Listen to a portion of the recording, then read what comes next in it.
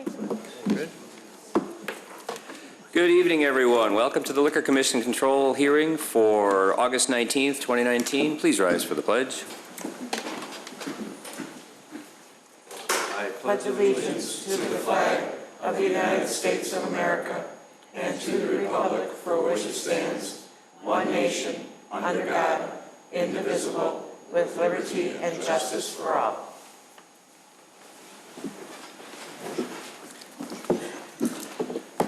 Ready? Simpson, roll call, please. Commissioner Kruger? Present. Commissioner Papantos? Present. Commissioner Rafato? Here. Commissioner Vito? Here. Commissioner Lang? Here. Commissioner Vogel? Here. Chairperson Horker? Here. You have before you the minutes of the special meeting of July 1st, 2019. I need a motion for their approval. So moved. Motion. Second. Trustee Papantos, second Trustee Rafato. Roll call. Trustee Kruger? Yes. Commissioner Kruger? Yes. Commissioner Papantos? Yes. Commissioner Rafato? Yes. Commissioner Vito? Yes. Commissioner Lang? Yes. Commissioner Vogel? Yes. Chairperson Horker? Yes. Citizens' concerns and comments. There are none. New business. New business. 6A, consideration of a request for a Class L liquor license from Osteria Wheeling LLC, DBA Saranello's for an event to be held at 910 McHenry Road on August 29th and 30th, 2019.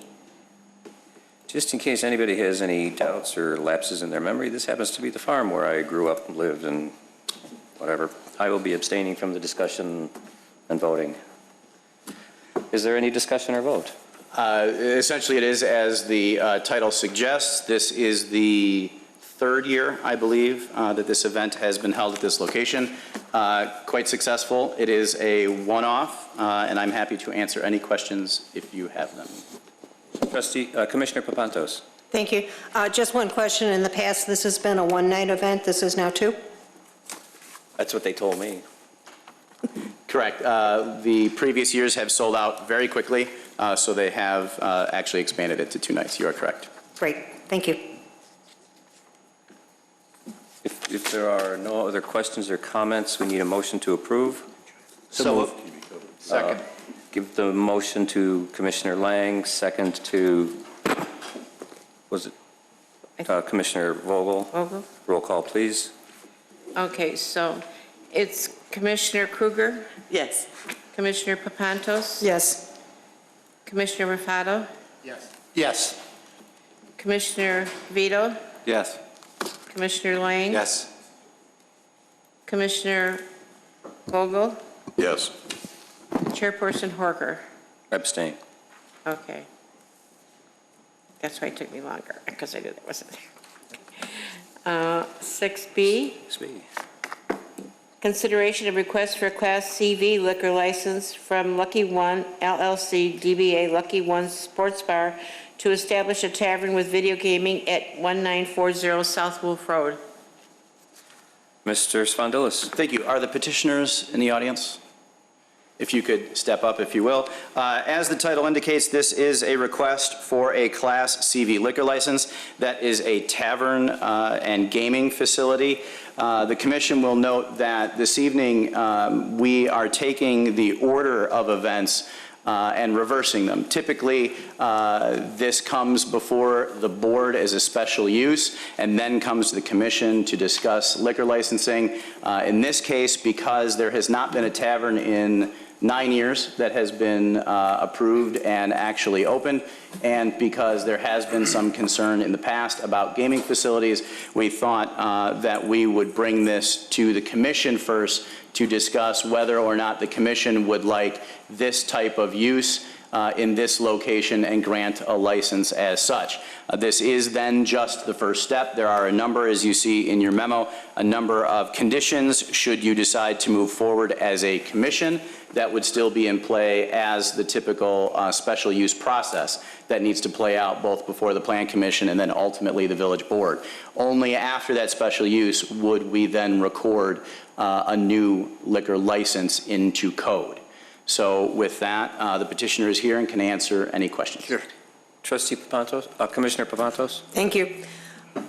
This isn't your first tavern in the area. Why do you feel the need to expand at this point, and especially where you're locating? Well, right now I'm located at Prospect Heights. I have my own Reuben's Bar and Liquor, and I got video gaming also there. So I figure I extend it, you know. So I came to Wheeling to see if I could get one there. It's a nice area. It's got a Chinese restaurant. It's got a laundromat. It's got a grocery store. It's got a beauty shop, insurance. Plus also I could be more convenient with the community where I could hire within the community, like I did at Prospect Heights. Okay. And what hours are you planning to operate?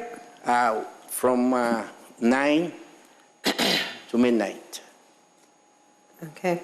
And will the bulk of your business be the tavern, or is it the video gaming? Will be both, the liquor and the video gaming. What's your capacity or intended capacity as far as patrons? It holds, so I got 28 sitting there. Including bar stools? No, without the bar stool, be Without. more, yeah. Thank you. You're welcome. Any other comments or discussion? If there are no other comments or concerns, I would ask for a motion to approve. So moved. Motion, Commissioner Papantos, second. I'll second. Commissioner Lang. Roll call. Commissioner Kruger? No. Oh, sure, Commissioner Papantos? Yes. Commissioner Raffato? Yes. Commissioner Vito? Yes. Commissioner Lang? Yes. Commissioner Vogel? No. Chairperson Horker? No. Welcome. If I may, I'd like to read the conditions into the record. And that motion was conditioned upon approval as written. The first is passage of legislation by the Board of Trustees granting applicable special use approval. Second, passage of an ordinance by the Board of Trustees authorizing the creation of a new Class CV liquor license. Third, submission of a certificate of insurance indicating liquor liability insurance for the establishment that names the Village of Wheeling as an additional insured party. 4, payment of all associated fees. And finally, number 5, submission of Bassett certificates for all applicable individuals. Okay? That's it? For tonight, it is. Then we begin the special use process. All right, thank you. Thank you, sir. I need a motion to adjourn the Liquor Commission hearing. So moved. Motion, Commissioner Kruger, second. Second.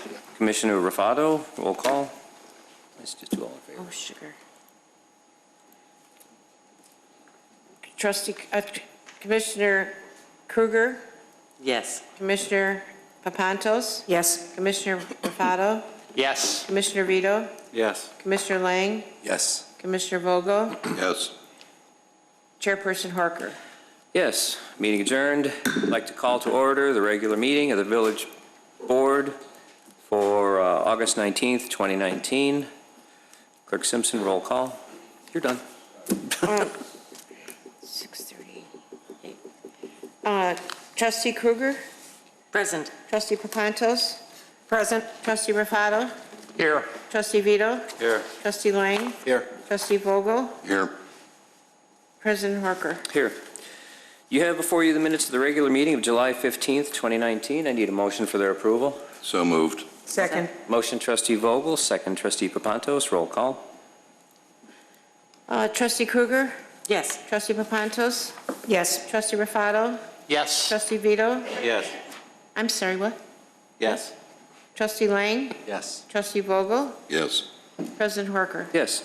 You also have before you the meeting minutes of the special meeting of August 5th, 2019. I need a motion for their approval. So moved. Second. Motion, Trustee Raffato, second, Trustee Vogel, roll call.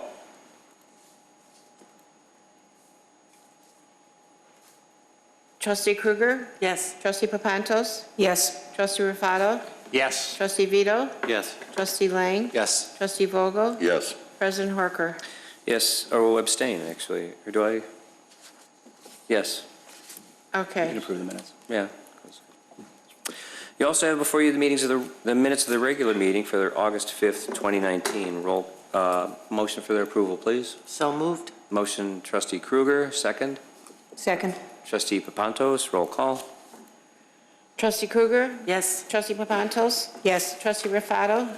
Yes. Trustee Vito? Yes. Trustee Lang? Yes. Trustee Vogel? Yes. President Horker? Yes, thank you, everyone. Are there any changes to the agenda, Mr. Spondelis? There are. I would like to ask for a motion to remove items I, J, and K. Those three are related to the same IDOT project on Wolf Road. 13? I'm sorry. Yes. 13I? What did I say? Right, remove What you just didn't I. say. Oh, sorry, 13. 13I, 13J, and 13K. All three of those items are related to the IDOT jurisdictional transfer of Wolf Road. Staff was notified late this afternoon that the state was making some changes to the contract. We discovered at least 2 changes to what is in your packet, and in an abundance of caution, staff would actually like some time to review the contract that we are asking you to sign, and that is why I'm asking for a motion to pull 13I, J, and K. So moved. Second. Motion, trustee Papantos, second, trustee Kruger, for those changes to the agenda. Roll call, please. Trustee Kruger? Yes. Trustee Papantos? Yes. Trustee Rafato? Yes. Trustee Vito? Yes. Trustee Lang? Yes. Trustee Vogel? Yes. President Horker? Yes. Proclamations, congratulatory resolutions. Clerk Simpson. We have some recognitions. That's not me, that's you guys. It's us guys. It's John. John, Mr. Spondelis. I get to do a lot of talking this evening. Earlier this year, the Village of Wheeling and the City of Prospect Heights held their annual Rock and Run the Runway event. This was the 5th year of hosting that event at Chicago Executive Airport. It was, I am happy to say, our most successful event. I think that is due to a lot of hard work in planning, it being the 5th year that we've executed this event, and a good chunk of help from up above with some decent weather. We made some changes over the past 5 years, all I think for the better, and the feedback that we've received to date has all been very positive. We're all very proud of what we were able to accomplish together, and that's what tonight is for. I'd like to read our list of contributors, sponsors, and partners. While the municipalities do a lot of the labor in order to put on this event, it could not be done without the sponsors, contributors, and partners that we are lucky enough to get year after year. We try to offset the cost of this event as much as possible from the coffers of the 2 municipalities, and it is these financial contributions, and I guess I should say sponsorships. They are buying advertising from us, and without their financial support, we would not be able to have this event. So I'm going to read this, and then I'm going to present those in the room that are part of our Rock and Run the Runway family to come up. We have some small expressions of our appreciation.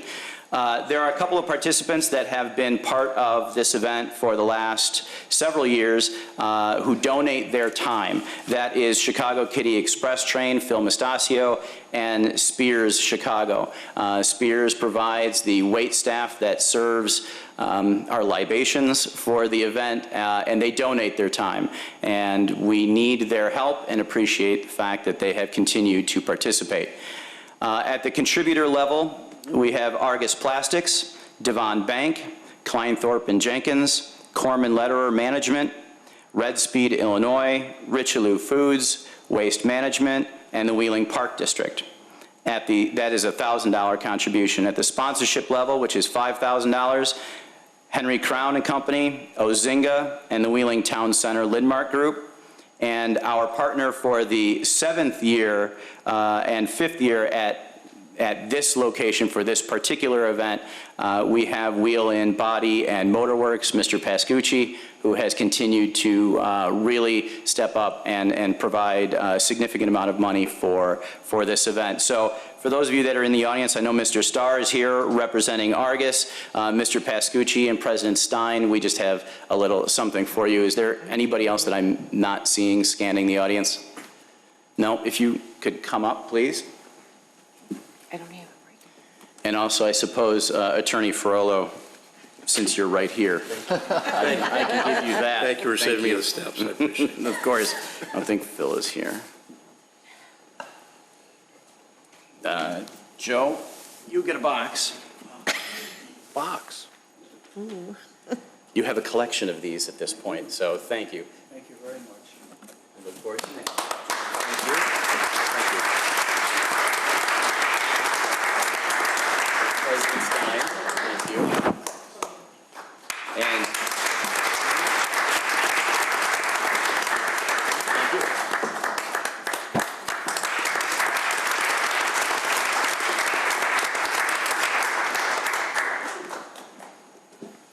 Thank you all for your contributions, very much. It does help.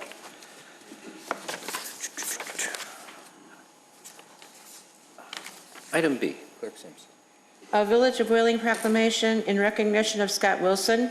It is with great admiration that the Village of Wheeling recognizes Scott Wilson, mechanic, for his long and distinguished career with the Department of Public Works Fleet Service Division. Scott Wilson began his career with the Village of Wheeling on October 31st, 1988, and retires on September 5th, 2019, celebrating over 30 years of public service. During his career with the Village of Wheeling, Scott Wilson has learned and mastered many tasks in the Fleet Service Division and became extremely proficient in the repair and maintenance of the various fleet vehicles the village maintains. In addition to ensuring the safety of vehicles and equipment, Scott Wilson assisted in numerous special events in department emergency operations such as snow plowing and flooding. Scott Wilson, who worked independently and as part of a team, as well as assisted wherever and whenever necessary, was an asset to Public Works. Scott Wilson is an invaluable and committed employee who served as an example for others to follow. The Village of Wheeling and Department of Public Works express sincere gratitude for Scott Wilson's tenure of dedicated service and congratulates Scott Wilson on his retirement. Patrick Horker, President of the Village of Wheeling, does hereby proclaim Thursday, September 5th, 2019 as Scott Wilson Day in the Village of Wheeling. We are most grateful for the many contributions Scott has made during his 30 years in public service and extend our best wishes for many years of good health and happiness during his retirement and future endeavors. Just want to say a few words about Scott. Scott's an immensely important, skilled mechanic for Public Works, and we're going to have a very hard time replacing Scott. Scott started his career after high school working at a truck frame shop in Des Plaines, and then moved on to repairing vehicles and equipment at a local park district. By the time he began working for the village in 1988, 31 years ago, he had already had extensive knowledge of numerous types of trucks, snow removal equipment, and other machines. After a short period working for the village, it was readily apparent that Scott had the interest and aptitude to repair and maintain complicated fire apparatus in ambulances. Scott obtained a certification from the National Institute for Automotive Service Excellence as a Master Automotive and Master Truck Technician, and then later studied for and took various examinations to obtain certification as an Emergency Vehicle Technician. He currently holds certifications as a Level 1 Fire Apparatus Technician, Level 2 Fire Apparatus Technician, and Master Fire Apparatus Technician. His ability to obtain these certifications while at the same time able to transfer his focus to less complicated public works and police vehicles should not be underestimated. In addition to being a skilled mechanic, Scott has used additional talents as an excellent welder and fabricator, performing numerous repairs and modifications, streamlining many operations in the village, saving time and money, providing safer, more reliable equipment for village employees to use. Scott has always been a total team player, has a great demeanor, has been a definite leader for within the division, as well as for some of the younger guys like Mike Kazanis and Craig Miller, who are both here tonight, who can get out of control, but Scott control them a little bit. I do not know anyone who knows Scott in the village that does not get along with Scott or has great respect for him. Scott is going to be an incredibly important or incredibly hard position to replace. So, Scott, I'm happy for your retirement. I'm not happy that you're leaving us, but congratulations.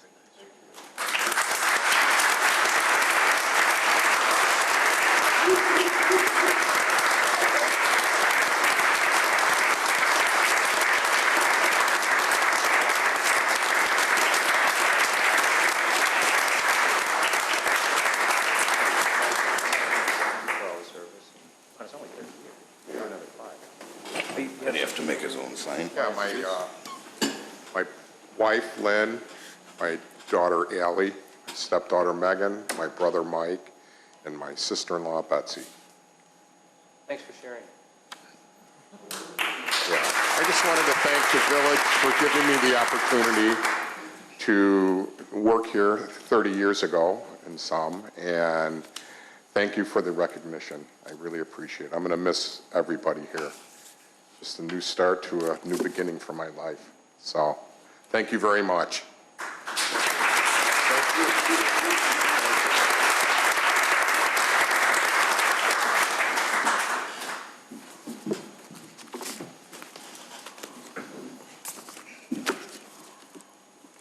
Appointments and confirmations. Item 7, Clerk Simpson. Appointment of Plan Commissioner Michael E. Sprague. I need a motion for the appointment of Michael Sprague to the position of Planning Commission. So moved. Second? Motion trustee Kruger, second trustee Papantos. Roll call. Trustee Kruger? Yes. Trustee Papantos? Yes. Trustee Rafato? Yes. Trustee Vito? Yes. Trustee Lang? Yes. Trustee Vogel? Yes. President Horker? Yes, I also needed a motion for the appointment of Amy Thompson to the position of Planning Commissioner. So moved. Second. Motion trustee Papantos, second trustee Rafato. Roll call, please. Trustee Kruger? Yes. Trustee Papantos? Yes. Trustee Rafato? Yes. Trustee Vito? Yes. Trustee Lang? Yes. Trustee Vogel? Yes. President Horker? Yes. Okay. Please step up to the microphone to be sworn in.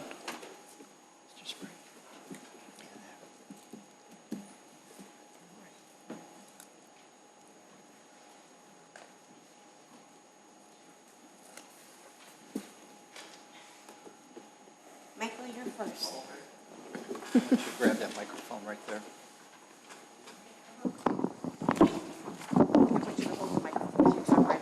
Okay. Please raise your right hand and repeat after me.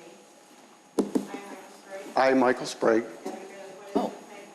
have been appointed to the Planning Commission in the Village of Wheeling, in the counties of Cook and Lake, do solemnly swear that I will support the Constitution of the United States and the Constitution of the State of Illinois, and I will faithfully discharge the duties of the Office of Plan Commissioner according to the best of my ability. Thank you.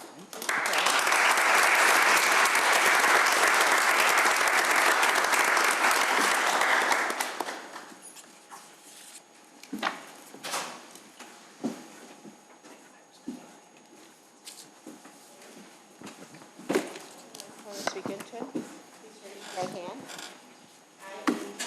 I, Amy Thompson, have been appointed to the Planning Commission in the Village of Wheeling, in the counties of Cook and Lake, do solemnly swear that I will support the Constitution of the United States and the Constitution of the State of Illinois, and I will faithfully discharge the duties of the Office of Plan Commissioner according to the best of my ability.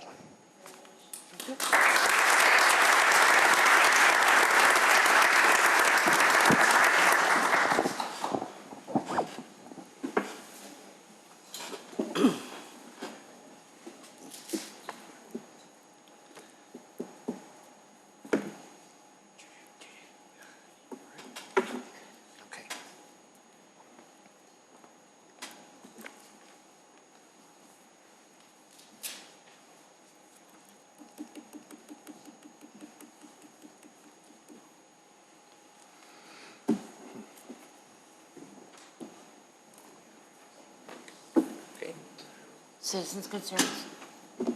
Who's going to, yes. What happened to my? 3. Okay.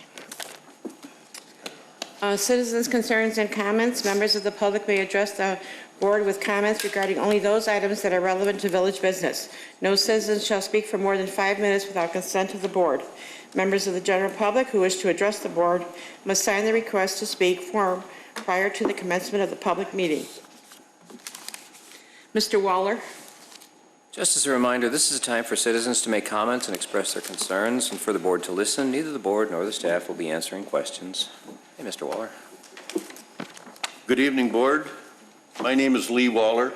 I'm the president of the Board of Directors at Prairie Park Condominium Association, and the purpose of my being here tonight is to speak very briefly to the conversation that has been had and the planning that's been done for the Opus and Allegro property or plan to the north of Prairie Park.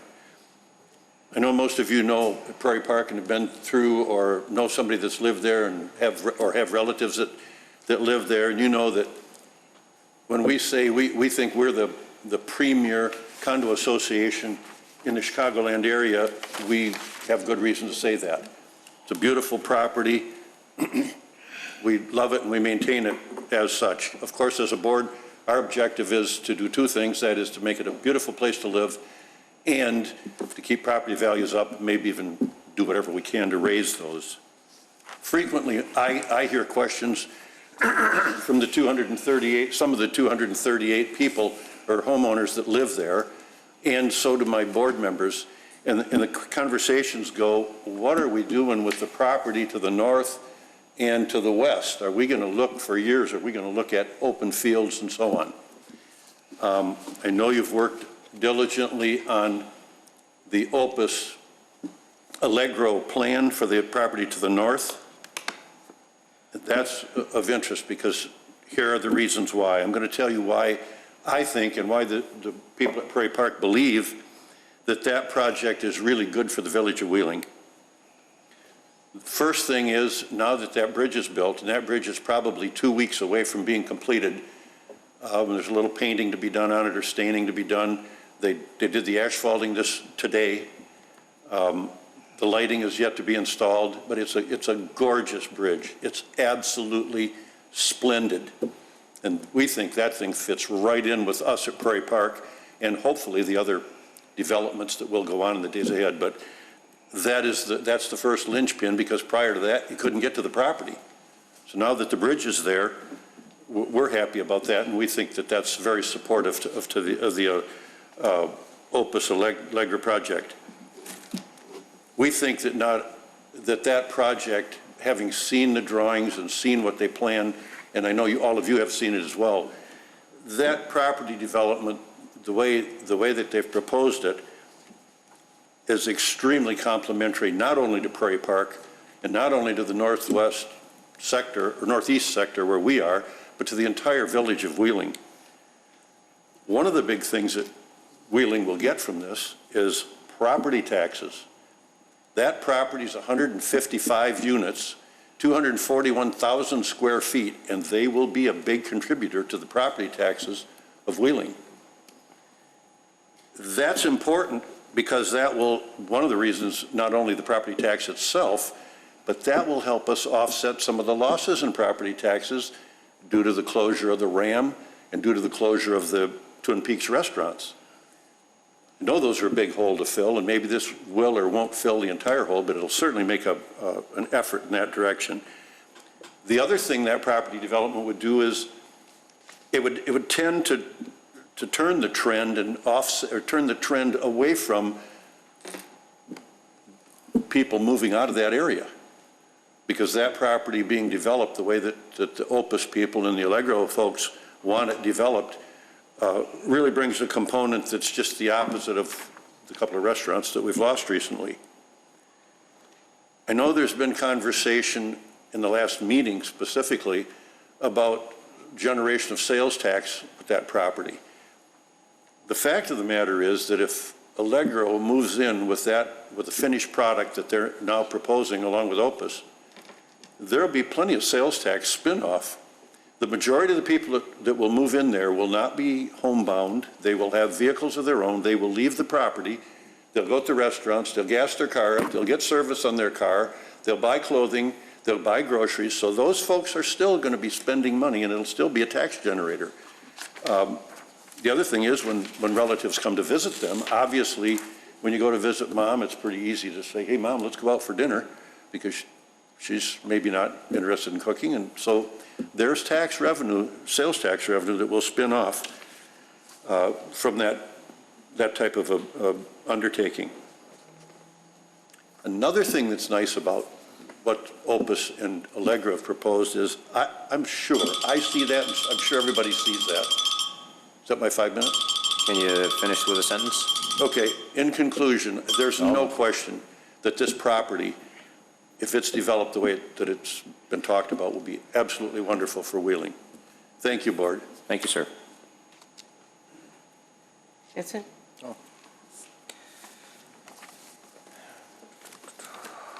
Consent agenda, Clerk Simpson.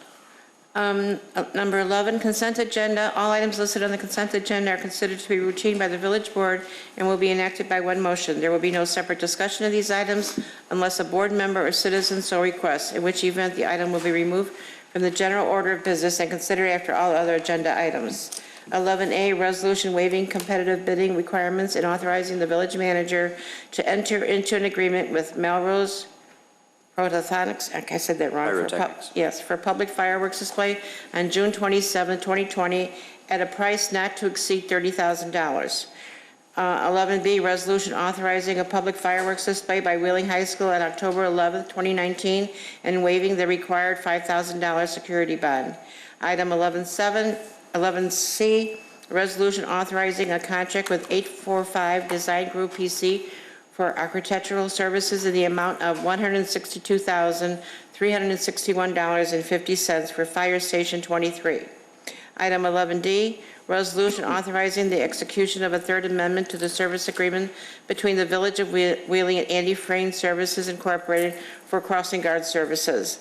Item 11E, resolution accepting the award of grant funding from the Illinois State Police Office of the statewide 911 system in the amount of $237,605.36 for next generation 911 infrastructure. Item 11F, ordinance declaring a surplus and authorizing the disposal through recycling, donation, or auction of municipal property. 11G, ordinance correcting a scrivener's error in ordinance number 5280, which granted special use site plan approval to permit a gas station and convenience store, Hutton, 1048 South Milwaukee Avenue, Wheeling. Any concerns or comments? So moved. Motion, Second. Trustee Kruger, second. Trustee Papantos. Roll call, please. Marie Papantos. Do you guys come just in case? Trustee Kruger. Nice word. Trustee Kruger. Yes. Trustee Papantos. Yes. Trustee Rafato. Yes. Trustee Vito. Yes. Trustee Lang. Yes. Trustee Vogel. Yes. President Horker. Yes. We have representatives from the police department here just to make sure everything went well and that we were willing to accept the $237,000 in grant money that they worked so hard to get us. Was there any doubt we would turn that down? Thank you for being here. 13A. Yes, please. Public hearing regarding request for continued support for Cook County Class 6B property tax classification, 567 Northgate Parkway. Do you want me to read 13B too? No, that's true. We do Okay, just one it's at two a time, different just so it's things? nice and clear. Yes. Yeah. So, this is a public hearing regarding the request for continued support of the 6B for property tax, 6B property tax classification of 567 Northgate Parkway. Mr. Svandelis, you want to explain? Mr. Meyer. Did I read it correctly? You did. Okay. It's all very formal. Thank you, President Horker. First, we have to open the public hearing and close the public hearing.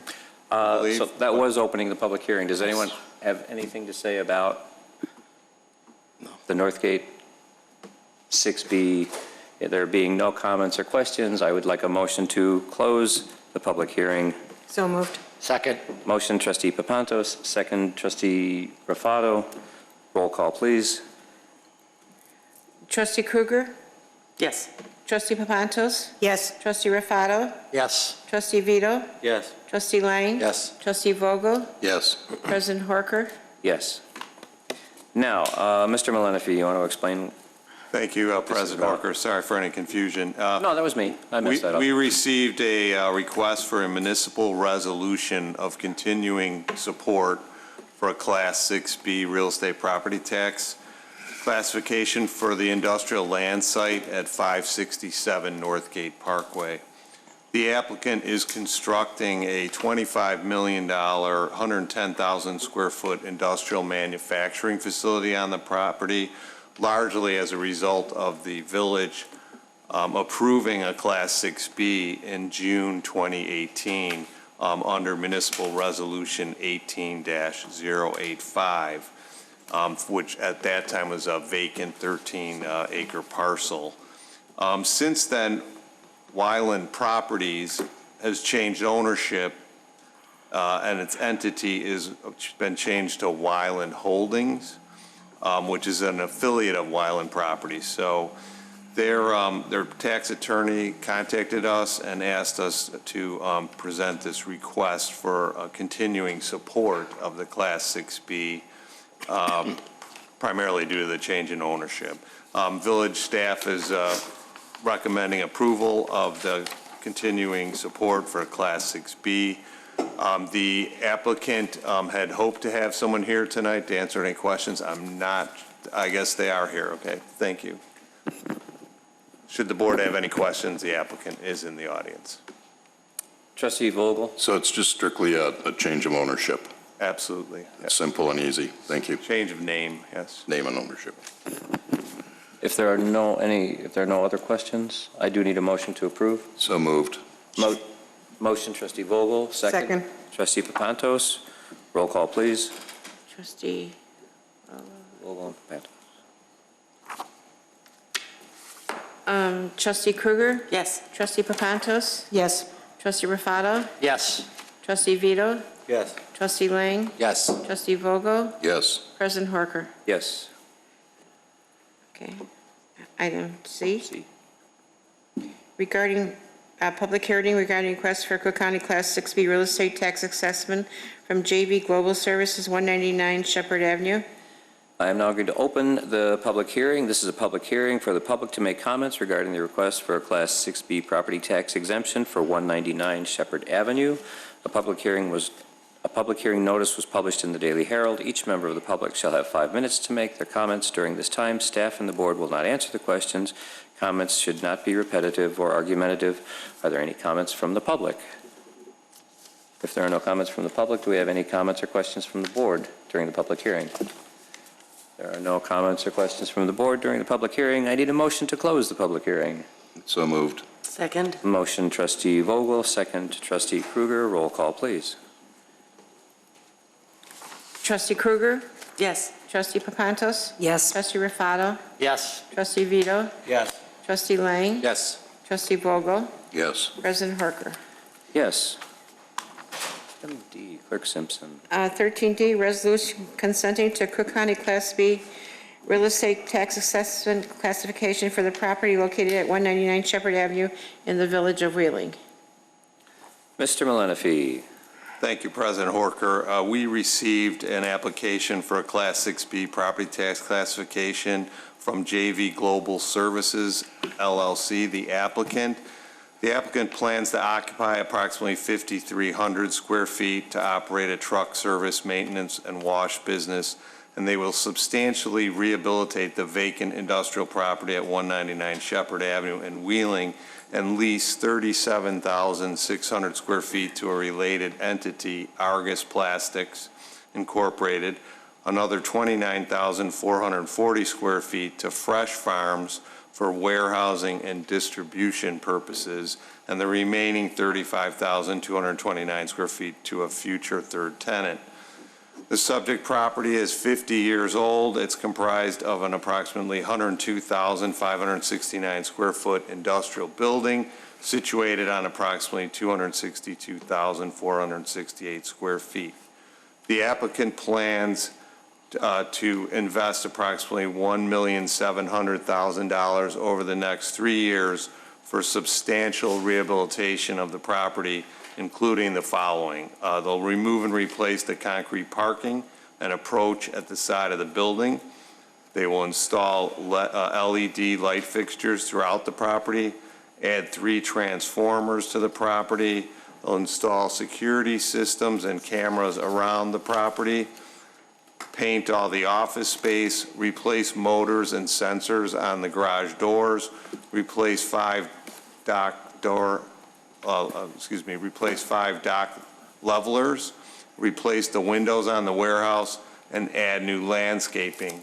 They also plan to pave 152,000 square feet of the subject property for additional truck parking and trailer parking that will be used exclusively by the occupants of the subject property. Property's been vacant and abandoned since August 2018. Since the period of vacancy is less than 24 contiguous months and there has been no purchase for value, this application does not qualify for the standard 6B classification. A finding of special circumstances is required. The special circumstances cited by the applicant include the property is over 50 years old, is in a dilapidated state, has inadequate lighting, a deteriorated office and warehouse space, and insufficient parking.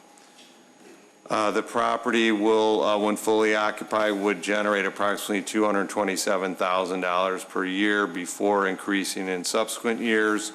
And without the 6B, the taxes amount to approximately $178,000. In terms of employment, Argus Plastic currently employs 375 employees at its current locations and plans to hire 40 new full-time employees to work at the subject property.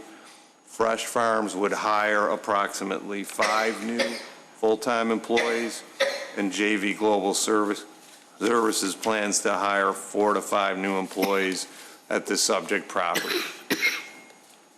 Village staff has reviewed the application and recommends approval of the 6B property tax classification based upon reoccupation of a vacant property with no purchase for value, substantial rehabilitation, and special circumstances.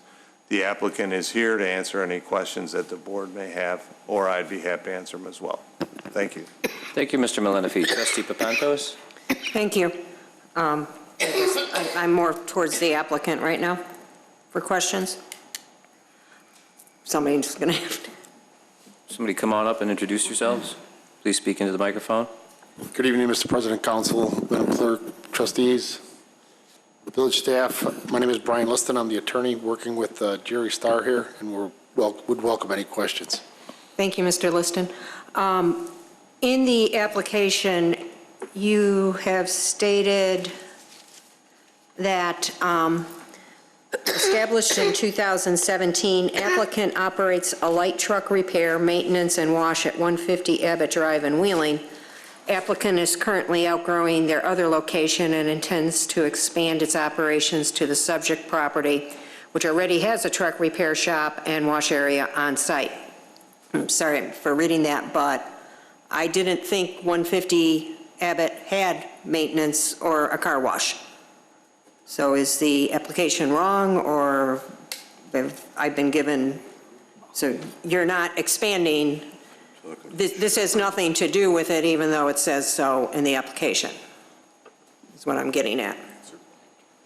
Yeah, the truck wash and the repairs has already been there. It's been there for many years servicing the beer distributor. I'm talking about 150 Abbott. It says it's moving. The original. And it does not have that. So that paragraph is incorrect in your application. This is an entirely different business is what I'm asking, because that's what we were told when we approved this. I'm not mistaken. That's correct. Okay. And could you tell me why it's going to take 3 years for the rehabilitation? Well, it's a process in terms of, first of all, we have to, there's a lot of improvements that need to be, the building currently is functionally obsolescent, I mean, in terms of what we need, okay?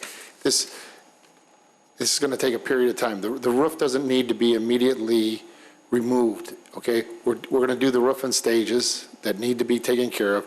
So the parking lot is going to be done in stages. So, but over this period of 3 years, there's going to be a lot of improvements. In effect, Mr. Starr is moving his entire operations from Chicago to Wheeling to make this the North American headquarters. So it's going to be a process, okay? It may be done prior to, yeah, it should be faster, but, that's the outside, okay? We want to work and continue to grow here in Wheeling. So it's most likely going to be done within a 24-month period, but 3 years is the outside. Okay, and when do you expect to move in and start operations then? Some of the operations will be starting within 90 days. I'd say the major part will be within 1 year. Okay, thank you. Thank you, Trustee Papantos. Any other questions or comments? There being no other questions or concerns, I need a motion to approve. So moved. Motion, Second. Trustee Lang. Who's the second? Second. Trustee Vito. Roll call, Clerk Simpson. Trustee Krueger? Yes. Trustee Papantos? Yes. Trustee Rafato? Yes. Trustee Vito?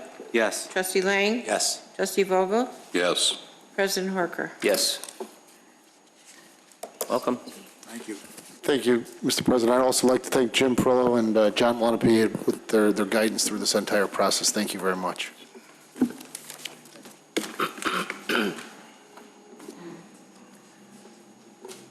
Item E, Clerk Simpson. 13E, ordinance amending Title 19 zoning of the Wheeling Municipal Code to add commercial vehicle parking regulations to the general parking regulations, Catherine Court Industrial Condominium Association, docket number 2019-9.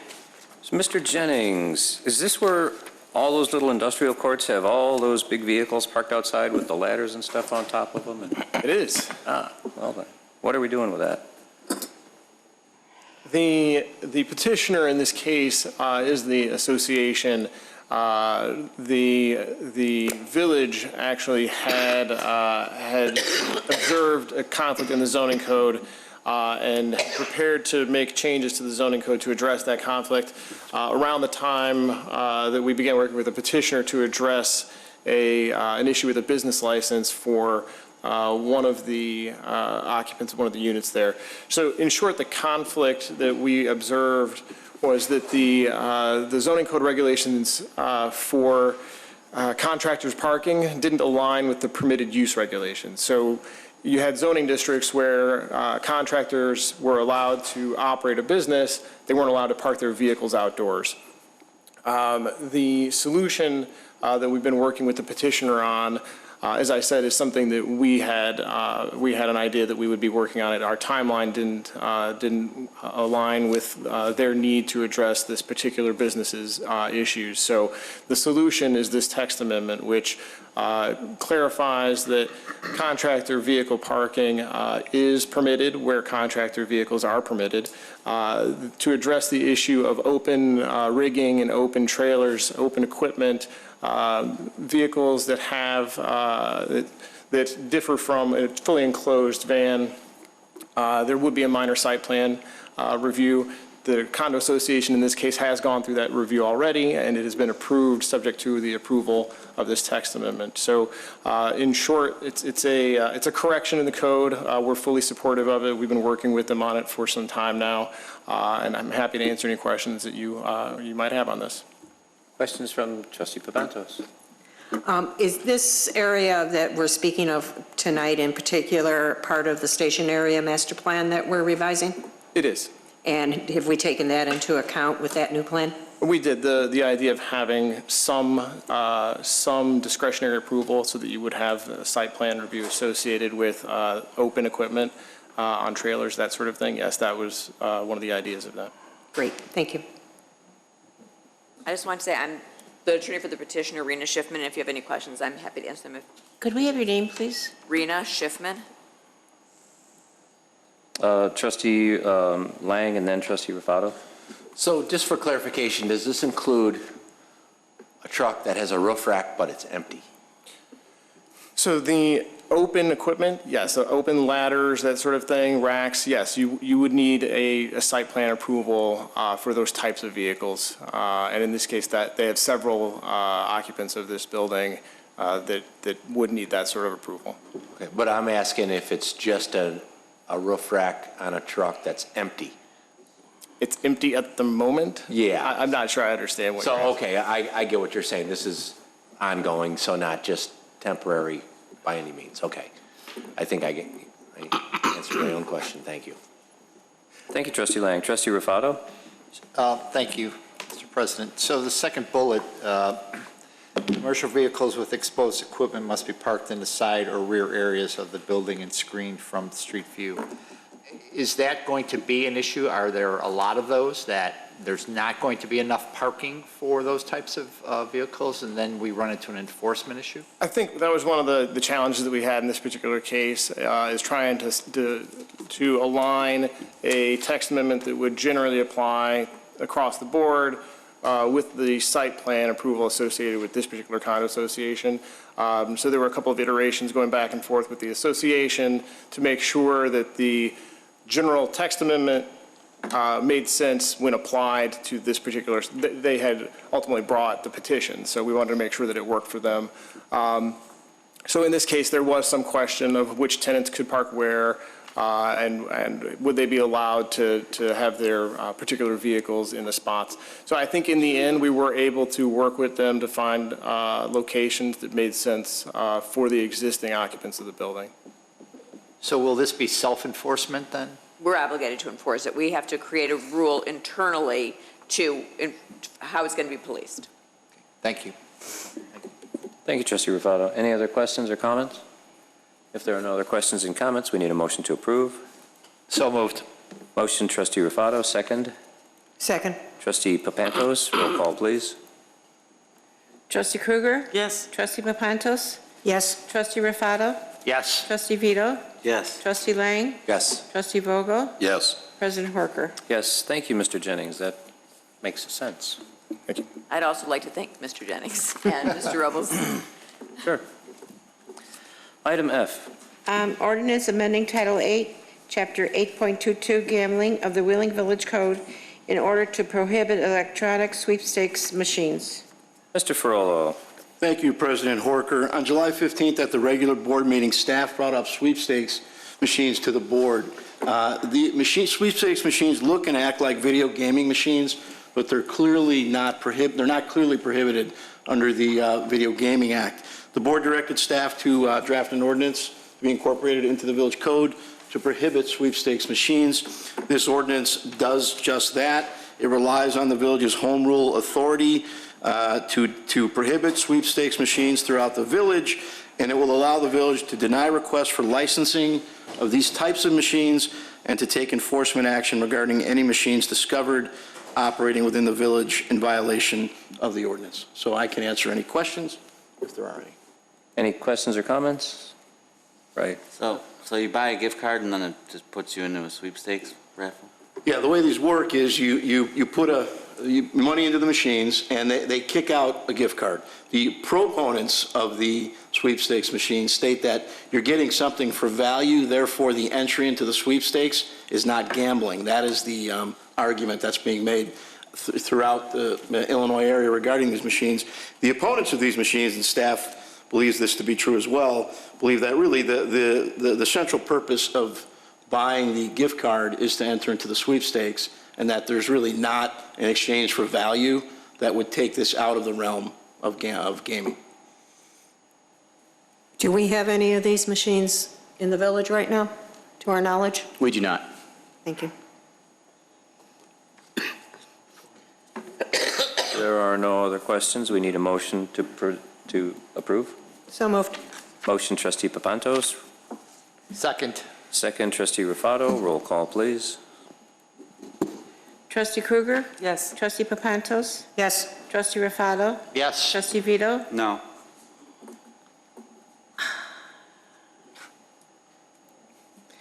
Trustee Lang? Yes. Trustee Vogel? Yes. President Horker? Yes. have it all filled in already? Should not do that. Okay.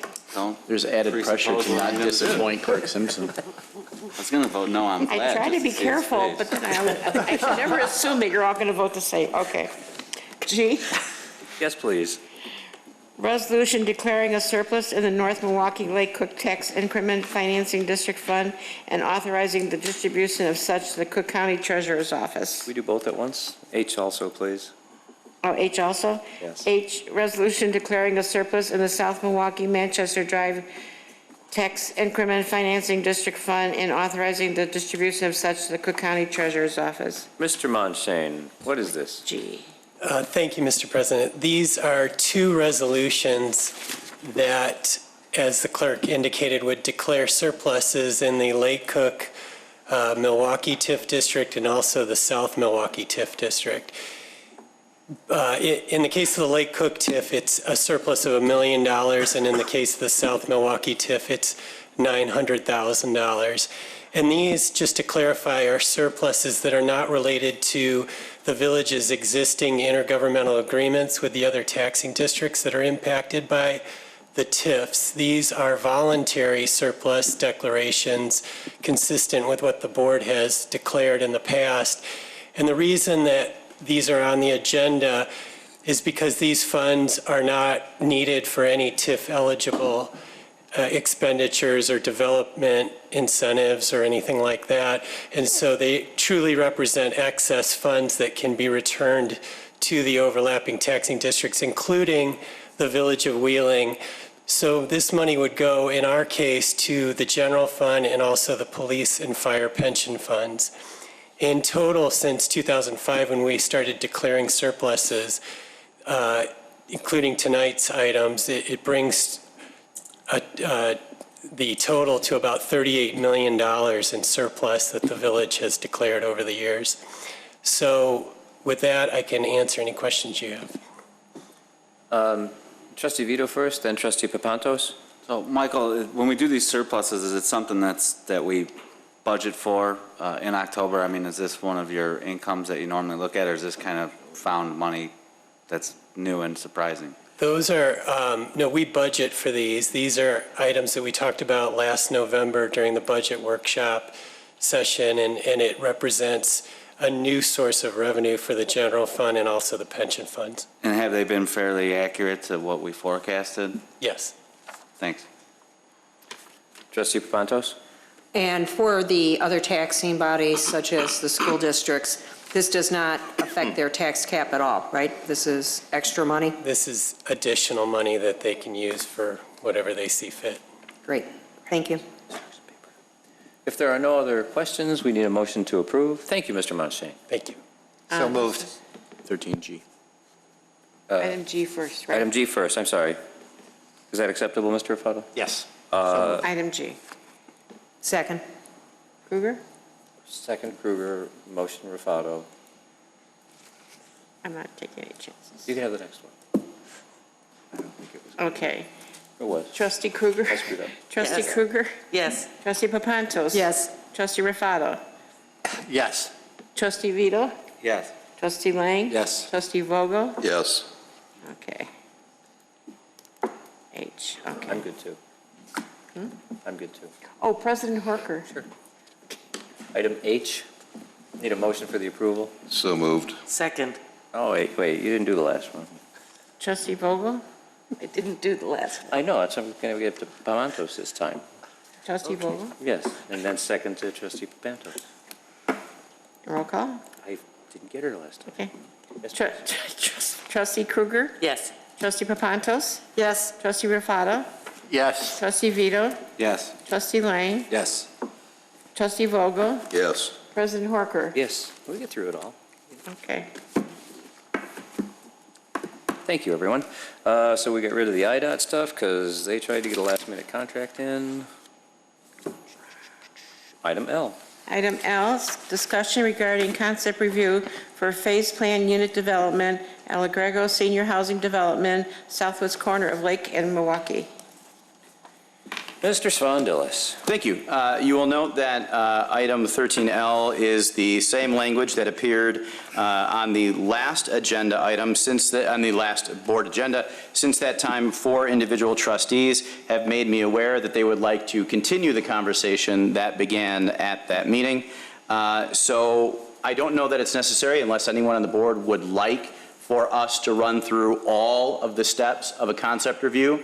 I would like to read, just as a reminder, what a concept review is, and then ahead of any presentation or discussion, read the 2 questions so that will be asked of the board, 2 consensus questions, so that you can think about those as you hear from the petitioner and from staff. And then we will ask the petitioner to come up and then engage in any question and answer discussion period. The current request is for a non-binding approval of the proposed PUD concept. The feedback by the board will be used by the development team as a guide in the preparation of the formal development plan. The outcome of this evening shall not constitute a formal approval or denial of the application. The decision by the board tonight is non-binding and shall not prevent the applicant from moving forward with a formal application.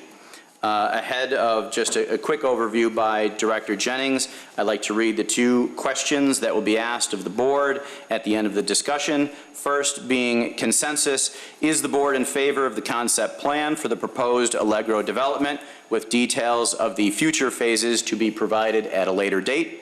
And second, consensus, is the board willing to consider any portion of TIF incentive limited to certain infrastructure costs on a pay-as-you-go basis? So, Director Jennings, if you would just provide a brief overview as a reminder to the board and the public, and then we will ask the petitioner to come forward. Thank you. Just as a brief reminder, and not to rehash everything that was said, this is a 160-unit assisted living building. It has 20 units of memory care, and the remaining units would be split between assisted living and independent living.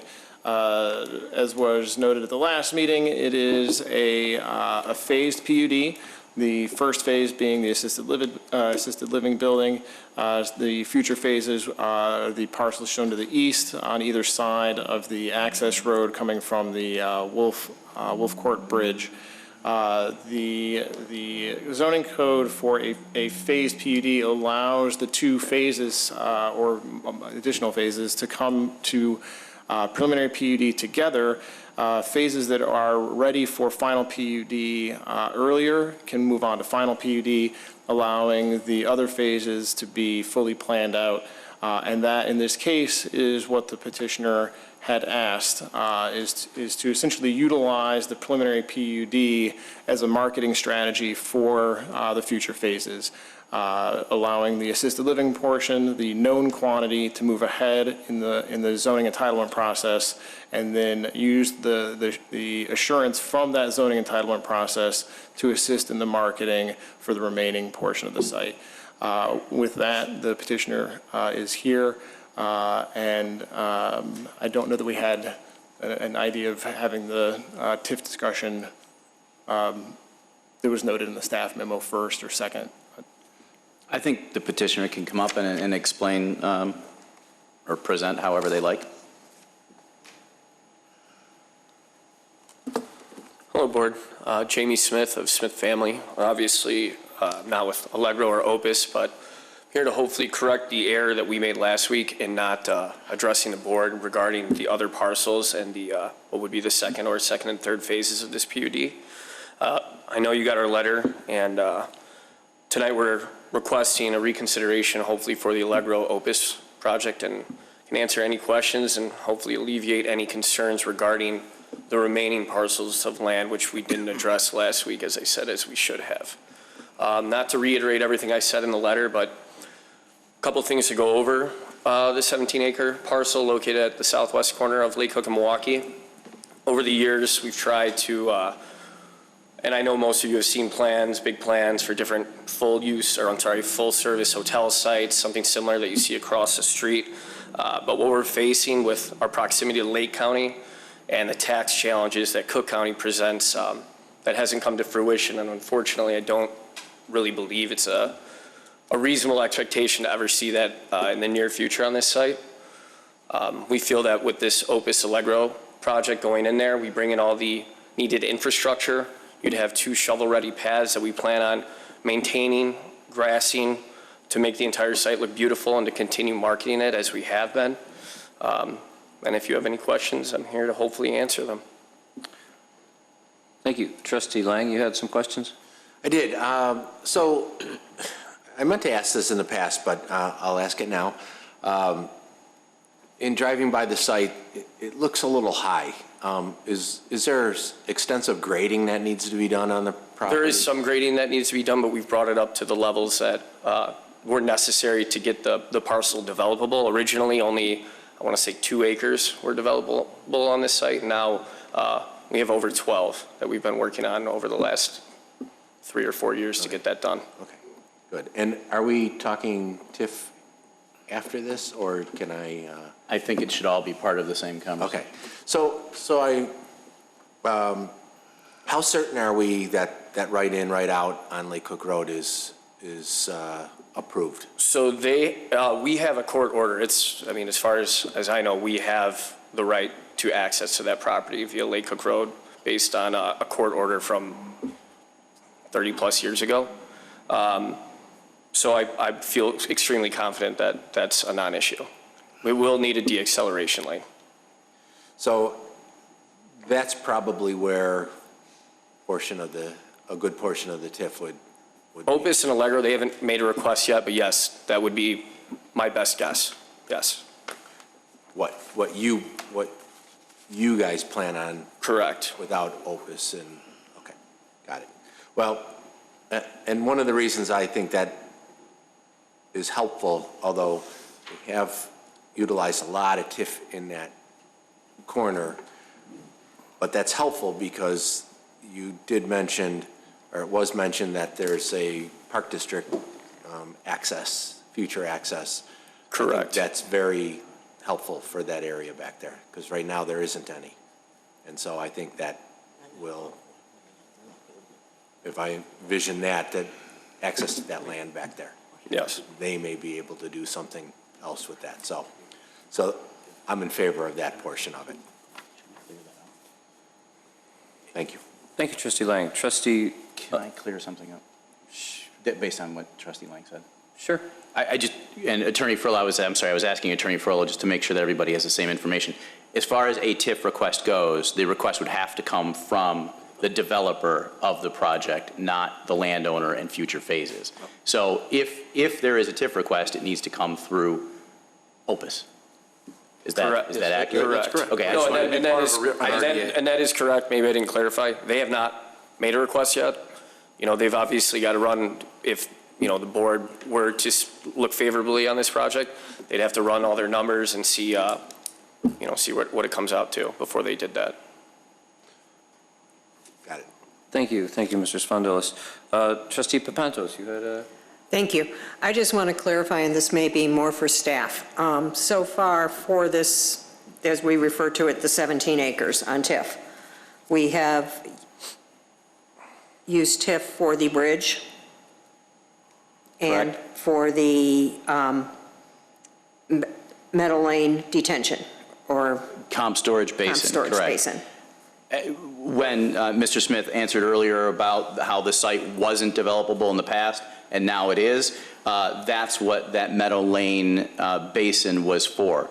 It was to fill floodplain, and when you fill floodplain, you have to then create compensatory storage. So that's what that TIF project enabled. So do we know a number, dollar-wise, of what TIF funds have been spent so far, considering the bridge is done or any? Those two projects is just over 3.3 million. Okay.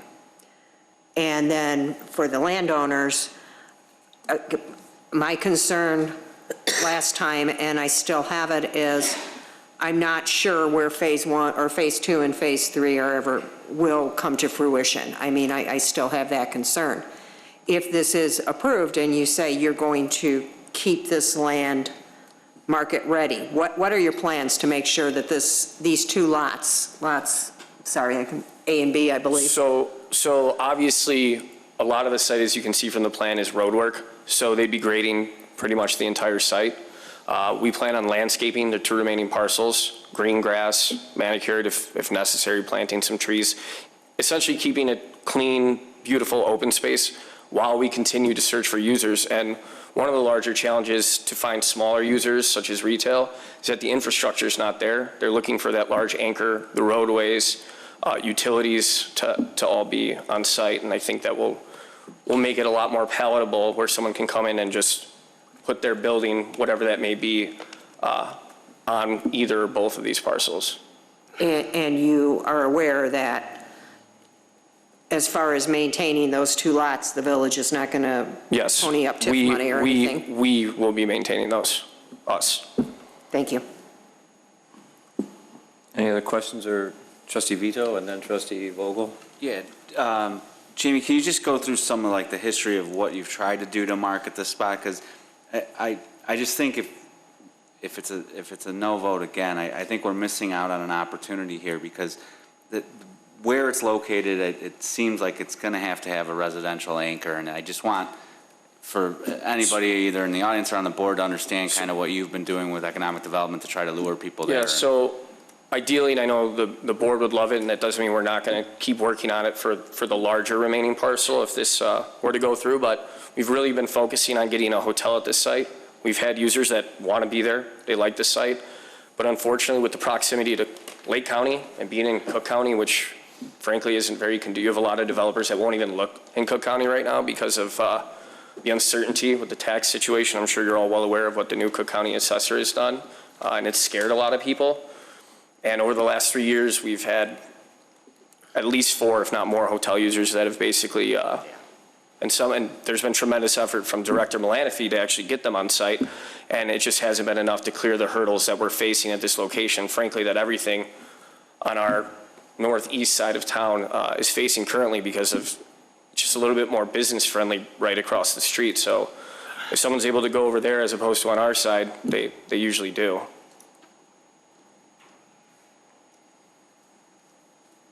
Thank you, trustee Vito. Trustee Vogel? Yeah, more of a question, either for Michael or John. Have we estimated what the real estate taxes would be at this point? We have not. However, if you look at the Westin Hotel, for example, their taxes are over $2.1 million, and that's a 413-room hotel. And you pay your taxes in arrears, so that's 2018 taxes paid in 2019. So it's going to be sizable with 160 units versus what the property is generating today. Okay. How about, I don't know, Mr. Jennings, if you can get an estimate. A number was thrown out as the construction costs of $40 million. What would be the permit fees, approximately? Gosh, math on the fly.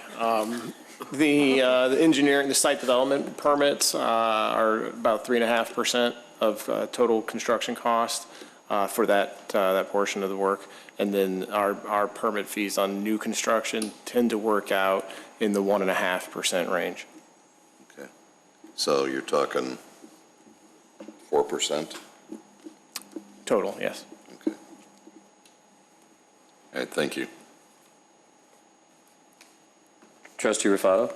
So just to be clear, you indicated that you still have grading to do on this property to make it, I guess, shovel-ready for somebody to come in to put something in the remaining, 3 acres or so?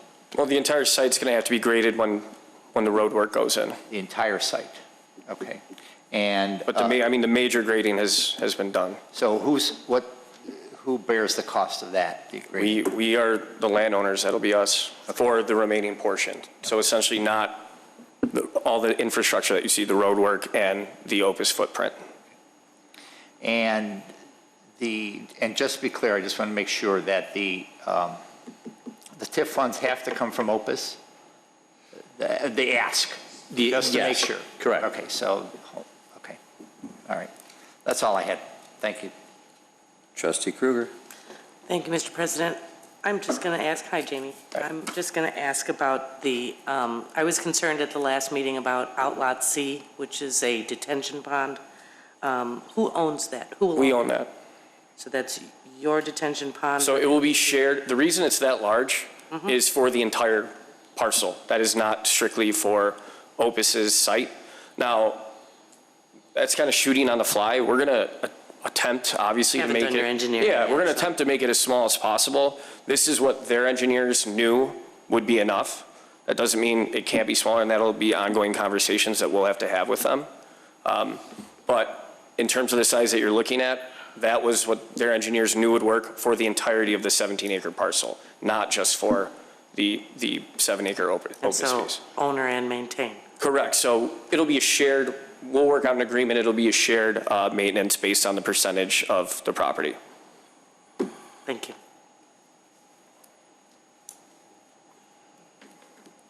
If there are no other questions or comments on the issue, I want to ask one question at a time. We'll start with and take your time to answer however you like and explain it or don't explain it. I'm going to ask the first question.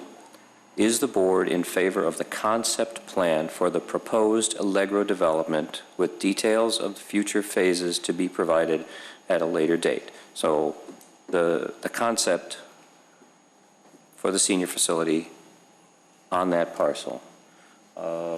I'll start on my right. No. Mr. Rufato, thank you. Trustee Rufato, Trustee Kruger? No. Trustee Lang? Yes. Trustee Vito? Yes. Trustee Pantos? No. Trustee Vogel? Yes. I'm also a yes.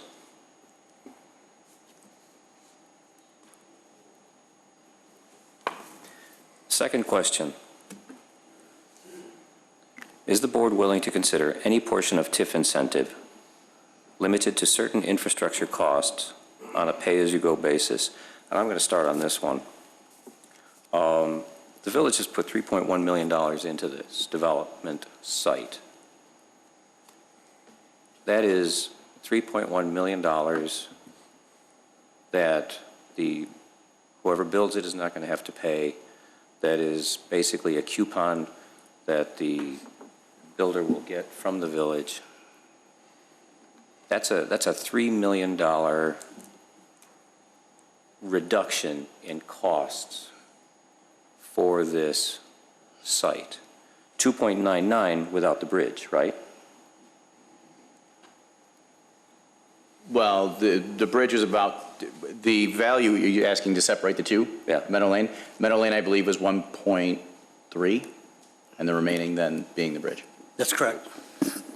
In any case, in my head, the equation of what has to go here is you have the land and the building and the improvements. And we've already contributed towards this equation, whatever the end number has to be for the developer.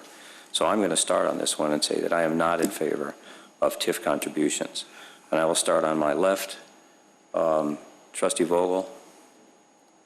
The question is, am I in favor of TIF contributions, additional? Correct. Yes. Trustee Papantos?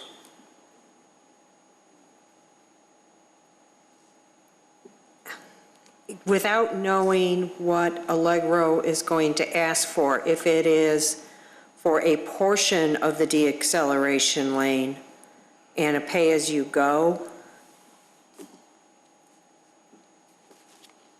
I just don't know the number. I don't know how to answer. I guess yes, Yeah, this is just a consideration, whether you're willing to even consider a TIF request. just to consider yes. Can I clarify something? Mr. John? Frola? When the developer comes forward after zoning takes place and we get to the point of a redevelopment agreement, in order for TIF to be provided, we have to go through what's called a gap analysis. The developer has to show that without a certain level of TIF, they cannot reach a reasonable rate of return. They'll present a pro forma package to us, which we'll hire a financial consultant to review to determine if actually there is a gap that needs to be closed. So this is highly conceptual in terms of are you in favor of TIF. We don't know if there is a gap, if the developer can in fact show there is a gap, and whether or not our financial consultant will agree to that. So I think it's really high level. Would you be open to TIF if a gap can be shown? I think that's really what we're talking about. Thank you, Mr. Ferrello, and that was a yes then. Sure. Thank you, Trustee Papantos. Trustee Vito. Yes, and for the reasons that Director Malanaphy kind of said, that there'd be significant tax increases here, and President Harker, to what you're saying, I mean, we have invested a lot of money in here. If there's going to be a little bit more on a deceleration lane to get us over the line to where this is no longer a vacant piece of property and now it's a developed place bringing in, I don't know, $1 million plus in tax revenue or an increase, I think it's worth that, especially on a pay-as-you-go basis, because it's basically pay-as-you-go and it's never really out of pocket. So, yes. Thank you, Trustee Vito. Trustee Lang. Yes. Trustee Kruger. No. No, sorry. Thank you, Trustee Kruger. Trustee Rufato. No. And that's a yes. Thank you. Good luck.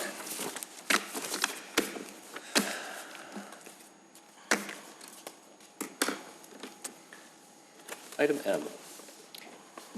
Discussion regarding proposed amendments to Title IV, Chapter 4.32 of the Village of Wheeling's Municipal Code regarding late operating hours, liquor service at salons, and liquor license fees. Mr. Spondelis, I never knew it was so complicated for mani-pedis and wine.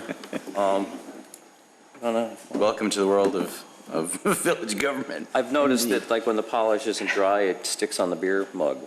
Right, which is why they want to serve wine. So, as the title indicates, there are a number of items for discussion. That is all this is at this point. This is staff seeking some policy direction on 3 separate liquor code items. There was a lengthy memo provided to the board in its packet, a very detailed memo. I am going to try to bottom line it because knowing that everyone read their packet, this is more of a discussion at this point so that you can tell us how to move forward. So there are 3 separate topics, and we'll go through each one if you're willing to go through each one individually, and I will present a very brief discussion, but I'm going to start with the recommendation so that we can solicit questions from the board based on what you read in your packet. So the first category are later operating hours for certain liquor retailers. There was a request from one of our existing businesses to extend their liquor license from 2 a.m. to 4 a.m. As the president said, there are many considerations when looking at if and how to extend a license to 4 a.m. And after doing the research, staff's recommendation is if the board chooses to allow late operating hours, that it do so by allowing taverns, which is a Class C and Class CV license holder, to request permission to extend their hours by applying for a second supplemental liquor license. So essentially, it is limiting the amount of licenses for a 4 a.m. establishment to taverns, and at the same time requiring, it is not automatic by our recommendation, it would be a supplemental license that we would create in order for a tavern to apply to the commission for. So it would be taverns only, and it would be a separate license that requires your permission in order to provide such. We thought that made the most sense because, again, it does limit the type of end user that would have these extended hours, and it provides you all the opportunity to judge each case individually, even though there are only a very few number of taverns. In fact, I believe that number is 4 existing taverns. So if it pleases the president, we could just take that one, discuss it, and move on. Sounds excellent. Trustee Papantos? Thank you. So we have 4 existing taverns right now, and if the one that we just approved does open, that would be 5? Correct. And what are the 4 that we have right now? It is Old Munich. I should have had this list out. Old Munich, PS Pub. Someone help me find this. Jeffrey Lane. Jeffrey Lane. Thank you. And Damon? Jeffrey Lanes, and I'm sorry, I should have had this Damon? provided. I believe so. Damon. Okay, then there you go. Apologize, I should have had that up. I guess my question's coming up with PS Pub, because in our packet, it listed out as PS Pub and B&L Liquors and PS Pub. Why do they have one license? Currently, they operate under a D4 license, which is a supplemental license. The way the code is currently written, there is no prohibition from running a separate business for accessory package liquor sales off of an existing service liquor license. Because the other D4s are places like Cooper Hawk and the Ram and Bob Chin's, where it was not operating under a separate name. It was part of the business, and this just seems so different. And I think I'm a little hung up on that, to have liquor sales going on until 4 a.m., to tell you the truth. I totally understand having an establishment open till 4 a.m. I used to work a 5 to 1:30 shift when I was much younger. And you went out after work with your friends. That's what you did. And, God forbid that bar closed at 2. You were barely there. So you didn't want that. I can see that it's a worthwhile endeavor, but I just want to make sure that we're not selling liquor at 4 a.m. Are you asking to limit should the board agree conceptually to move forward with the idea of a 4 a.m. license, would you like to just limit it to certain places, or would you like the code as written for a D4 license to separate the opportunity to operate a separate business under this existing license? Yes, that second part, because I don't want people running into a liquor store at 3:30 in the morning. Trustee Vogel. I'm sorry, Trustee. Would they'd have to apply for this 4 a.m. liquor license? Yes. According to staff's recommendation, yes. Okay, yes, if we go along with that, if at that time, can we switch PS Pub and the liquor store and separate them and tell them they want to apply for the 4 a.m., they have to have a separate license for the pub? Well, let me answer your question with a question. Is the concern that they're operating two businesses off of one license, or is it simply that you don't want them to serve packet? Well, if it's both, then we need to amend the D4 license in order to add language that specifically says you cannot operate two separate DBAs under one license. What I would add to that is we really can't do that during a current license year. Correct. We'd have to let them finish the year and give them advance notice of the changes. And that's reasonable. If we pass this as an ordinance before the year is up, can we put language in there that says if you want the 4 a.m. liquor license, you have to switch and drop the combination? I think we can look at that in the sense that we're giving something in exchange for what they may be giving up. I think we can look at that as an option, sure. Okay. So then, President Hork, I guess we'll have 4 questions. 2 associated with the 4 a.m. license. The first is how I read it. And then the second will be, shall we amend the D4 license in order to disallow 2 separate businesses from operating off of a single license? And I have one more question, and I guess it's for the petitioner almost, and I know you're not really a petitioner. How much business do you expect to do between your current closing time and 4 a.m. as a rough estimate? Bill, if you would, I'm come to sorry. the podium. Thank you. And introduce yourself so that. And I hate to put you on the spot. Good evening, everyone. I'll be brief. Well, being that I'm Give us your located name, first. please. I'm sorry? Your name? Bill Lombardius, What business? for the new Old Munich Tavern at 582 North Milwaukee Avenue. Basically, for me, we are located in the entertainment district on Restaurant Row on Milwaukee Avenue, and that's the main thing of why I'm seeking this and your blessing of a 4 AM license, because I'm not near any residential, and I'm in the hub. You know, if I was in your position, I don't know how I'd feel with other, businesses with that. So, I'm pretty much separating myself, being in that specific location across the Great Western Hotel.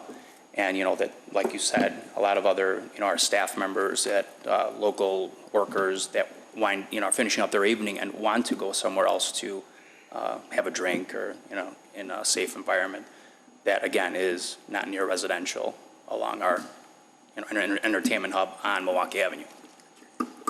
So as far as business goes, being in that area, I would say probably a 25% increase in business. Okay. You're looking at being the only one there who's going to be open that late when all the other restaurants close. Correct. Trustee Kruger, you had something you wanted to say. I'm sorry, are you done? No, I'm done, thank you. Trustee Kruger. Sorry. Thank you. Bill, hi. And you just gave me a great open for my question, and that is, of the 4 taverns that we have currently, only one of them is really close to residential. Would there be any comment from 2? Jeffrey Lanes. Okay. PS Pub, Jeffrey Lanes, Damon has residents above. They own it. No, they The have owners. residents above. Oh, tenants. Yes, They have tenants. tenants, okay. Well, I guess I'm wondering how everybody feels about, the proximity to residential. Works out great for you, but the other 4, I'm not sure how the residents might feel about being open till 4 AM. Oh, damn it. My dad always said nothing good happens after 2 o'clock in the morning. But Your father never worked the 5 to 1:30 shift. no, he had to be at work at 5 AM. If that's a concern or an impact for anyone, but he brought it up, and it does play a part on the other 3 businesses. Trustee Ruffato, you had something to... Yeah, And I don't want to... just for clarification, we're just talking CV here, right? C or CV. C or CV. All of this, there is no C. Every tavern that we have is also a gaming facility. Well, okay, So- Andy's Dam Inn, though, is a BV. Yeah, I was just looking at the list, and the Dam Inn is not on there, so. Right. So I was just, I was confused by that. Okay, And, so it did say 3. and And I, the 4th would be Lucky One from tonight. So I would probably echo Trustee Kruger's comments about near residential. And I don't know if we could, Well, we could put could we put the language in the 4 AM that the board would have to consider proximity to residential? We can. We have to walk a fine line to avoid treating licenses in the same class differently, to avoid lawsuits. But if there are legitimate bases to maybe deny a request for a supplemental 4 AM license, we'll have to work on that language. We're not going to be able to work that out tonight. Okay. Those are good points, but understand that we don't want to invite a CV license holder to make a claim that they're being treated differently without good reason. Now, proximity to residential sounds like good reason to me. So I think we'll work on drafting with that in mind, if that's okay. Fair enough. and then I just have Trustee one. Ruffato. Chief Dunn, would there be do you see any issues with issuing these licenses to 4 AM? I don't. We're staffed properly that, we could handle any incidents that might occur. And in the current business climate that we have in Wheeling now, nobody is taxing our services. Thank you. So, no other discussion. Really, the question is... Just a quick one. So, Trustee Lang. if I can, thank you. So just down the street, and I'm sure it's a very fine establishment, Rocky Vander's they have a 4 AM. They do. So, they're taking our business, if you would. There's Des Plaines, Minor Street, there's, again, Prospect Heights, Arlington Heights, Rosemont, Niles. Yeah, so this is a good opportunity for us to That's my cash in defense. on folks who work a late shift, and we have a lot of businesses here that have late shifts, so I totally in line with that. The main points in consideration, like, being the entertainment district, Milwaukee Avenue by the West End, not near residential. Very true. Safety issue. I'm familiar with I held a late liquor license for many years in Chicago. Did a fine job, didn't have any issues with that. So I'm well aware of even the insurance requirements and so forth. So. Trustee Papantos, you had something? And I would like to point out that while 4 AM is later, but if people were going to complain about the noise in the residential, I think they'd be complaining about midnight and 1 AM and 1:30. These places are open that late, and we're not getting a lot of residential, for those establishments that are there. And I'm Correct,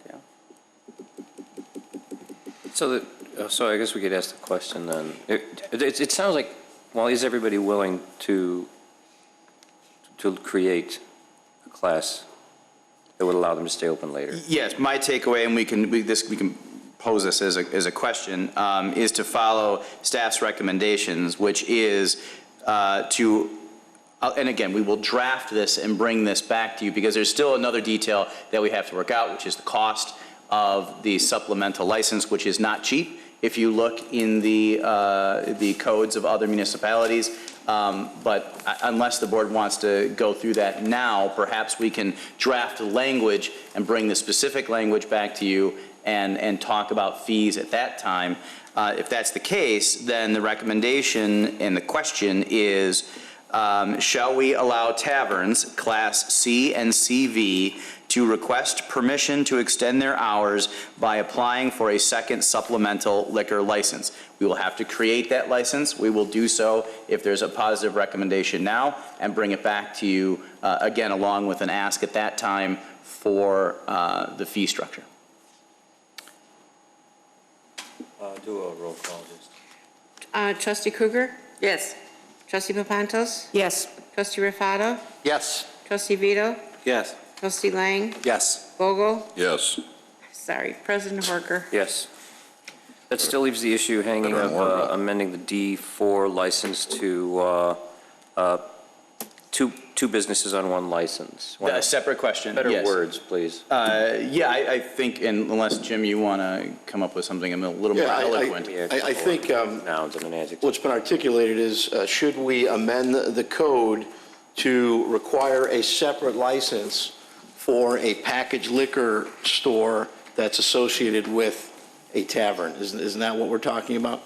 That was the question. I think that's the question. Better words. Thank you. Just do a roll call again. Or just comments on it. Yeah, are they two separate DBAs under the same corporate Yes. name? And I know it's a crusade of yours, Mary, but I don't see why that's different than Cooper's Hawk. If Cooper's Hawk called it Cooper's Hawk A and Cooper's Hawk B, which sells wine, it's the same thing. They're paying for a singular license. They operate differently under different hours. We have two separate compliance checks on this. It's a total different business. I suppose. Should I do a roll call? What? Should I do a roll call? or- Yes, please. Trustee Unless there's any other comments. Trustee Krueger? Can you repeat the question? Question is, should we draft an amendment to the liquor code to require a separate license for a packaged liquor business that's associated with a tavern? But they're not separate businesses. It's the same corporation. Correct? Right, it's operating, they're the same business, two different uses. Does anyone know, Michael, do you know how they fill out their paperwork? I know it's two different DBAs, but I don't know how they submit their, say, sales tax. Yeah, I'm not familiar. I can look into it. I'm going to say yes, we should look into it. Trustee Raffato has a question. So if we have this separate, would they be able to sell packaged liquor until 4 AM? Or is that what we're trying to prevent? I think we're trying to prevent that from happening. Then I would say yes, I'm in favor. We can draft the licenses to prevent packaged liquor sales till 4 AM. can't Yeah, we? there's two issues. There is that issue, and then there is the issue that is a question that has been raised as to should two separate businesses be able to function off a single license? Okay. Trustee Papantos? Yes. Trustee Vito? No. Trustee Lang? I'll go with yes. Trustee Vogel? Yes. President Horker? But we're not sure they have two separate businesses. Well, you have a liquor store and a tavern. But they're right? the same. Those are two different businesses, I believe, by common application of what a liquor store does and what a tavern does. I mean, you could have a tavern that you go into. I'm sorry, but I was looking at Right. the XYZ Incorporated, two separate businesses. If XYZ Incorporated has the tavern and the liquor store, that is a business running two businesses. Can I approach it this way? Sure. The list of D4 establishments are B&L Liquors and PS Pub, Bella's Bistro, Bob Chin's Crab House, Cooper's Hawk, D'Agostino's Pizzeria, Jeffrey Lane's, The Ram, Saranello's, and Superdog. Of those, the only entity or entities that are functioning as two separate businesses with a single D4 is B&L Liquors and PS Pub. Does that help? And can I also point out that PS Pub / B&L Liquors is paying the cheaper of the license. They're paying the tavern license fee, not the liquor license fee. I mean, if I were Benny's, I'd open up a bar stool and say, you know, I'm a tavern now, let me pay a cheaper amount for a license. I would like to look into it. I mean, yes. You're a yes? Okay. Thank you. I was talking to Martin actually about packaged goods to ask for that as well. And I told him to stop at 2 o'clock, because in essence, it would be the same corporation on my behalf, but I wouldn't want to sell. We have a business model that you could look at. Yes. Well, but you, and I don't want to pick on any individual business, but just hearing this for the first time, you would, I assume, follow, your business model would be no different than Jeffrey Lane's. But I would have the Correct. same, it would be a different license for the packaged goods license. No. You'd get a D4. Oh, Right. really, I didn't know. I thought it was different. I thought it was just having the C-V and then having a packaged goods license. No. You're getting, We're doing this. yeah, you're okay. I mean, based on, if you just want to sell a six-pack, Right. then you would not be affected by what the board just said. Just making sure. Okay. We still have the nail salons. Yeah, so we still have two other issues to go. Okay, thank you. Moving on to item number 2, which is the service of alcoholic beverages by salons. The village was approached by one salon asking if we allow the distribution of, say, a glass of champagne while a customer is getting their nails done.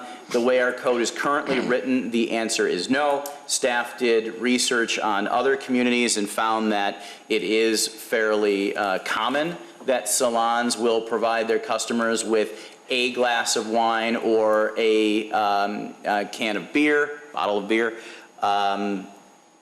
So we parsed through all of that, and again, all that information is in your memo, but staff's recommendations in order to begin the conversation is if the village board chooses to allow liquor services by salons, that it do so by limiting eligibility to cosmetic service establishments, prohibiting sales of alcoholic beverages, allowing the service of beer and wine only, and limiting alcoholic beverage service to 2 drinks per customer per day. So there are a number of things in there that, again, the memo addresses many, many options, but it's only to cosmetic service establishments. They cannot sell liquor.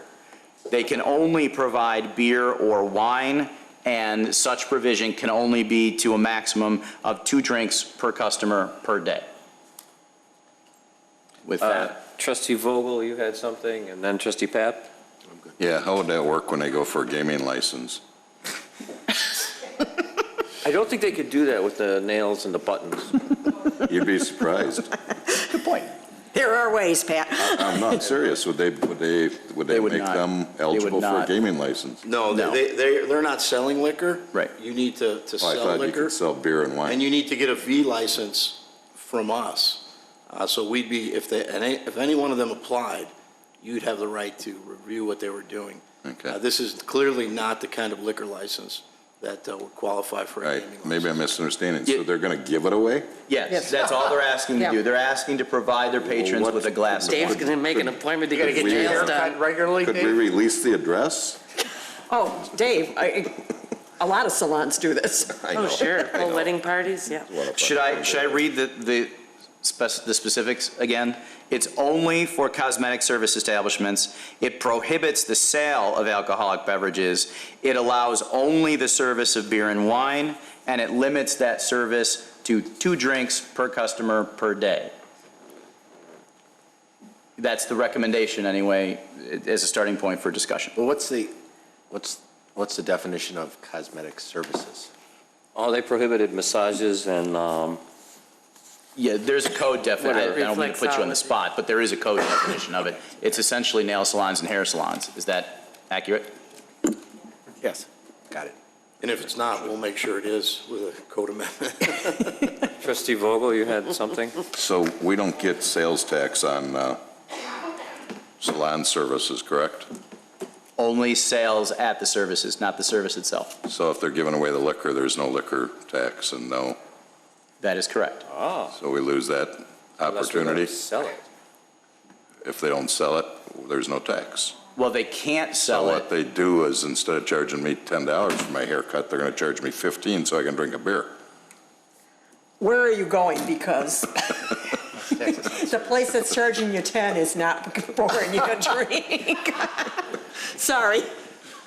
So, I'll leave that one alone. I mean, right? Aren't they going to increase the price Am to I cover right, the cost of the Sherry? liquor? Right, to supplement their purchase. Our research has shown that this is a very common thing that happens in salons, and I don't think that they would increase their prices. I think they're doing it simply to say, we're better than everyone else because you're getting the experience along with the service. so we're losing the tax. We would only lose the tax if that patron would have otherwise gone to a bar for said glass of wine. And a nail job. I don't know too many bars that, are you giving manicures?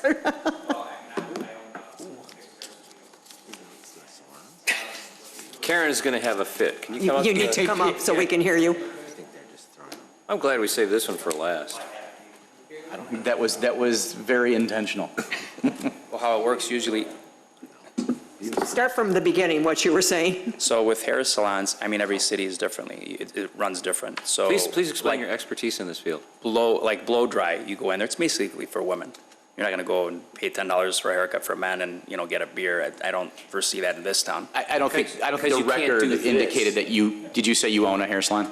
It fix hair Okay. in the Oh, city. you I fix hair, okay. basically gave my shares away to the partner, but you have to have a license, a special license, to be able to have liquor, whether you're giving it away or whatnot.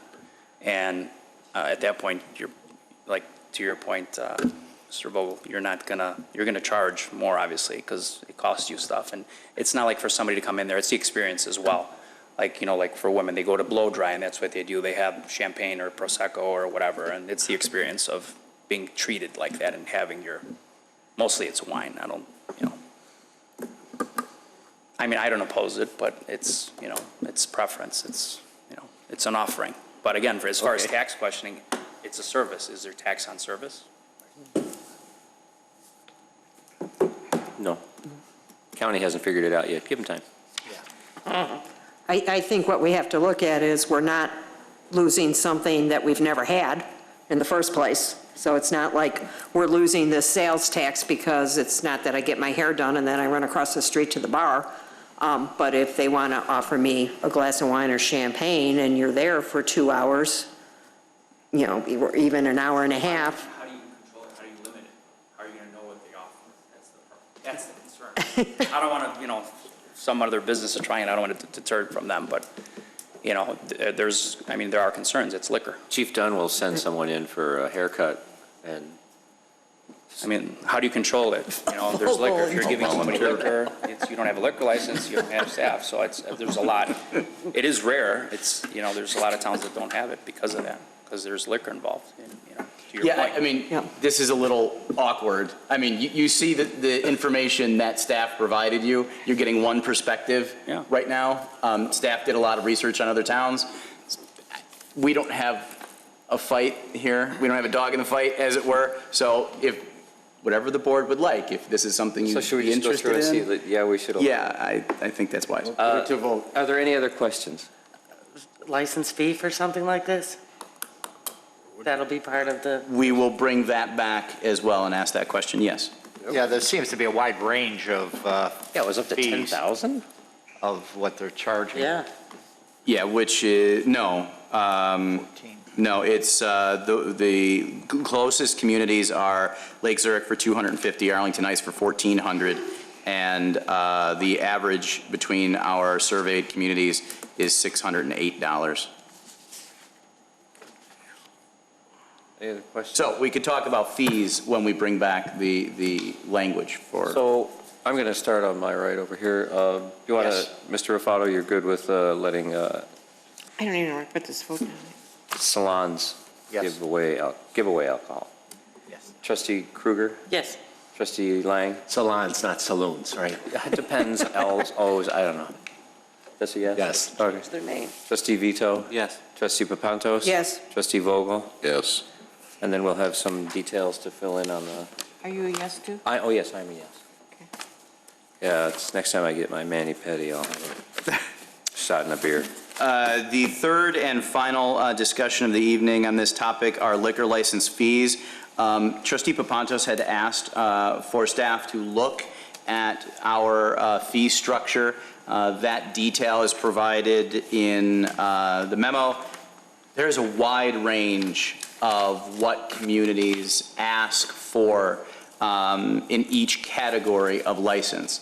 There are some that are significantly higher than the Village of Wheeling. There are a few that are lower.